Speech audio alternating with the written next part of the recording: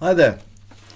With the new movie Top Gun Maverick, which has had wide critical acclaim and also acclaim from the general public, and I'm looking forward to going to see it.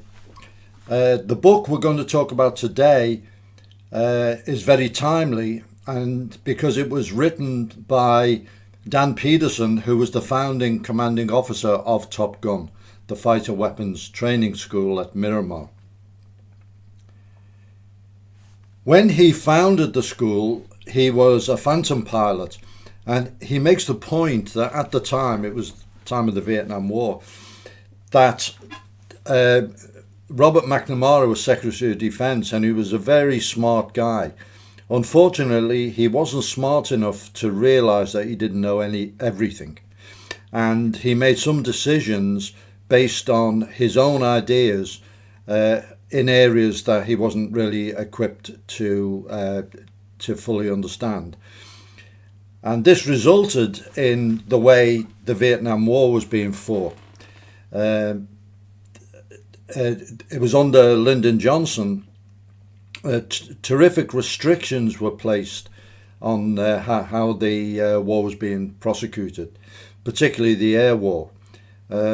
For example, there were whole sets of targets that were out of bounds, that weren't allowed to be attacked for political reasons. Now, I'm not talking about attacking civilian centres or the civilian population.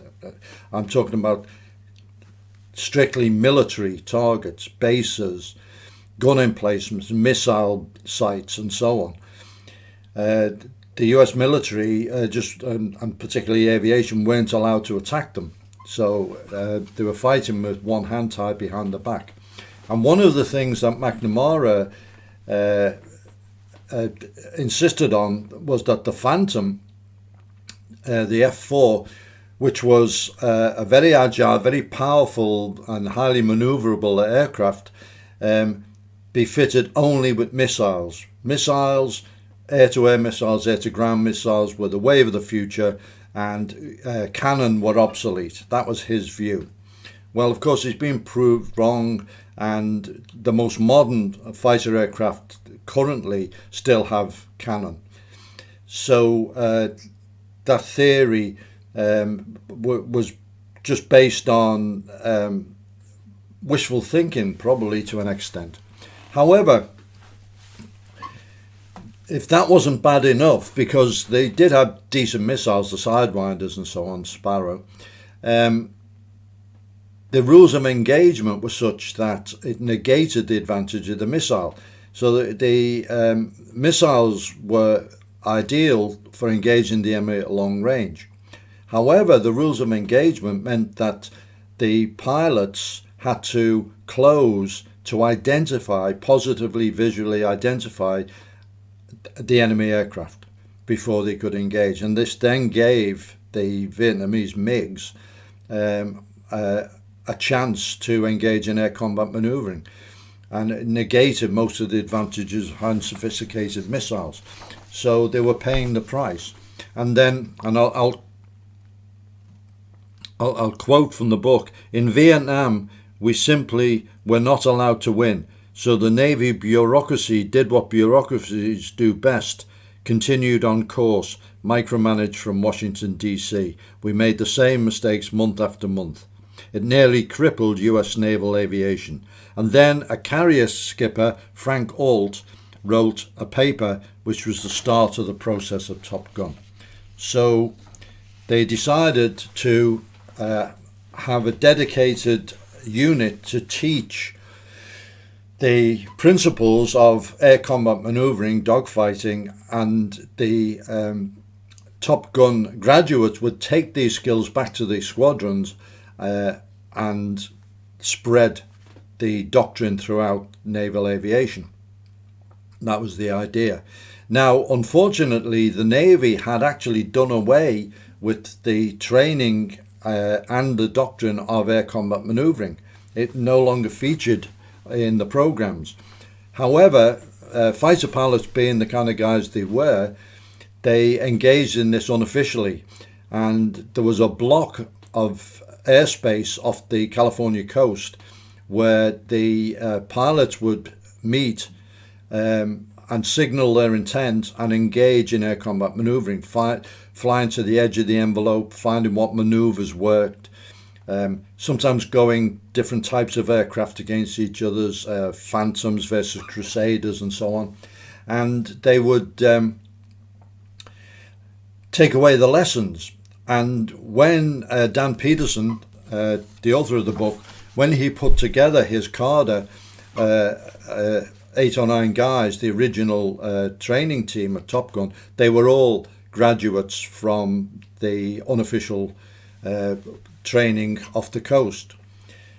So the Topgun school, it trained the pilots, but it also had to train the guys in the back, the weapon systems guys and the radar operators. They call them RIOs in the US Navy.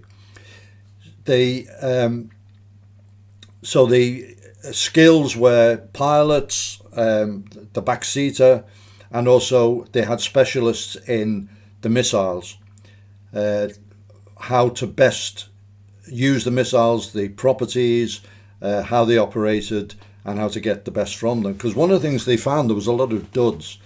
They would get a lock on an enemy aircraft and fire the missiles, and the missile would fail in some way. It would miss, or it wouldn't explode, or it wouldn't fire at all. And one of the reasons was they found out that if a jet came back, they operated from carriers on what was called Yankee Station off the coast of Vietnam. If it returned with unexpended missiles still on the hard points on the aircraft, the shock of the carrier landing would quite often scramble the electronics of the missile, and then that missile would be taken off the aircraft, but then subsequently put on an aircraft for use, and it would probably fail to work. It would malfunction. So they kind of learned some lessons and applied them, and the results were very gratifying. The tide started to turn. Part of it was due to President Nixon. He allowed the gloves to come off, Operation Linebacker and so on, and the US forces started to win in the air, and dogfighting became official doctrine.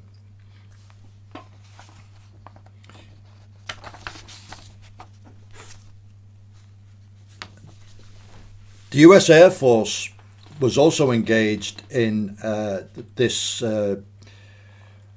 training for air combat maneuvering at their schools. I think it was Edwards, and of course John Boyd was Colonel Boyd was the guru of all that with his OODA loop approach.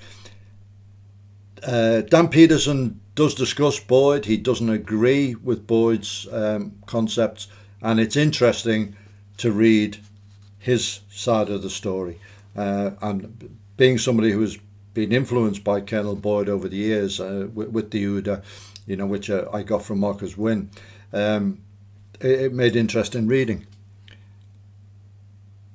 Foreign students attended at Topgun, not during Dan Pedersen's tenure as commanding officer, but they had attended training at Miramar during that time, but then subsequently at Topgun. And a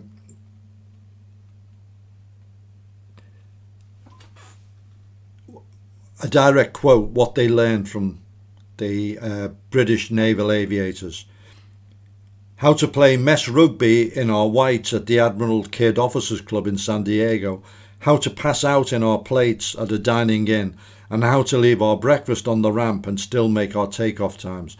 He has tremendous affection for the Royal Navy guys, and he equally praises their ability as pilots. The other significant group to attend Topgun were Israelis, and later in the book he discusses the Yom Kippur War and the role that the Israeli Air Force guys played in it. They were not allowed to preemptively attack their Syrian targets. The intelligence gave them awareness that the attack was imminent, and the plan was to preemptively take out the massed attacking forces. But the US government said that they weren't allowed to do that. If they did, they would withdraw support from them in the UN and elsewhere. So they had to play a defensive role. And Topgun played a part by replacing. The Israelis did have lots of losses of their air, because they were facing overwhelming odds. Had Egypt and Syria against them. And they actually flew Phantoms from Topgun out to replenish the ones lost in Israel.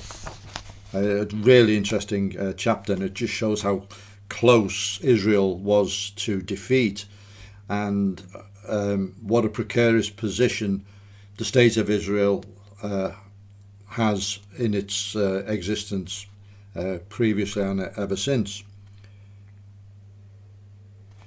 He talks with a degree of regret at never having flown the Phantom, the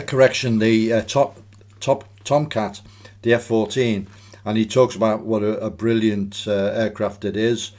And of course it was the aircraft featured in the movie, the original Top Gun movie. He talks about that, talks about, in his opinion, what a good job they did in filming it and showing what went on at Top Gun. He does say some of the characters were too abrasive, which may surprise people who think fighter pilots tend to be brimming with confidence and ego, but they also had to be willing to learn. And he said the kind of character of Maverick would not have fitted in with Top Gun, which was interesting. That's the only negative he has on it. Later in his career, he rose through the senior ranks and commanded an aircraft carrier, USS Ranger. Interesting section of the book. And one of the highlights is that they encountered a ship which was floundering, and it was overcrowded with refugees who were fleeing from South Vietnam, and he rescued them. And two things: one, an admiral threatened to court-martial him over this, until he realized that court-martialing somebody for such an heroic act would be very detrimental to the Navy. So he didn't, but it just shows the attitudes that you get in senior management and senior command. And then secondly, and very poignantly, years later, he's contacted by people who were kids at the time of the rescue, who are now adults, who had managed to emigrate into America and were about to graduate college, and they invited him along. It's a terrific part of the book. So jealousies continued within the Navy. Top Gun always had its critics, because they had people always like to guard their own little fiefdoms and so on. And eventually they moved Top Gun from Miramar out to Nevada and tried to diminish it, but it actually was resurrected very, very successfully, and still performs the job it was intended to. Really interesting book. I'm a fan of books about military aviation, as you can tell from this, and I thoroughly enjoyed Dan Pedersen's story of this very, very significant training establishment.